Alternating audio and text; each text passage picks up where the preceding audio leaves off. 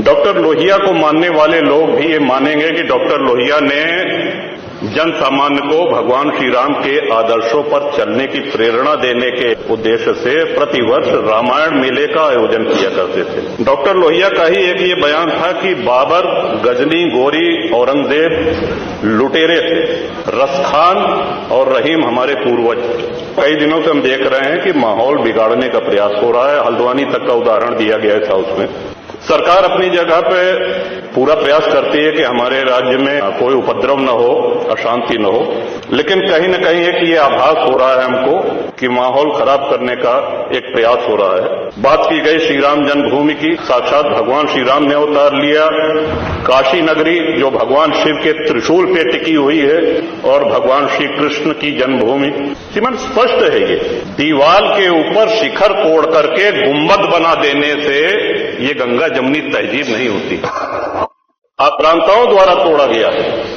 और एक और भ्रम फैलाया जा रहा है, जो व्यास जी के गुफा में जो पूजा हो रही है वो पूजा अनवरत सैकड़ों वर्ष से चलती आ रही है। ये बात बाहर जानी चाहिए श्रीमन। सन 93 में स्थानीय प्रशासन ने रोक लगाया। श्रीमन, उन पुजारी को भी हम प्रणाम करेंगे 31 वर्ष जिन्होंने चाबी संभाल के रखी कि एक न एक दिन ऐसी सरकार आएगी कि ये ताला खुलेगा और इस चाबी की आवश्यकता। अल्लामा इकबाल पहले वो व्यक्ति थे जिन्होंने कहा कि हिंदू और मुसलमान एक साथ नहीं रह सकते। पाकिस्तान के आइडियोलॉजिकल फादर, इसने कहा कि मुस्लिमों को अलग देश चाहिए।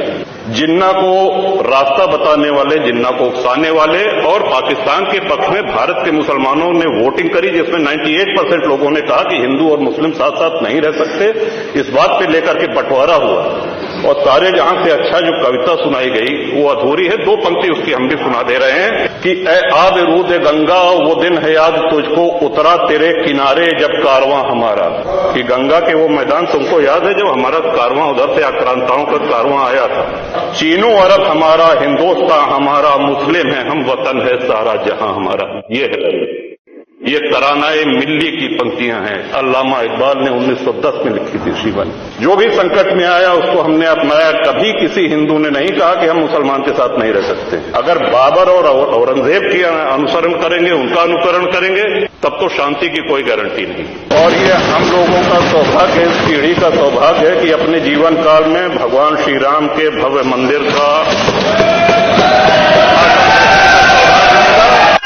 मेरा ये भी मानना है कि आदि शंकराचार्य के बाद अगर कोई सनातन उत्थान का और हिंदू उत्थान का कार्य कर रहा है तो श्रीमान नरेंद्र मोदी।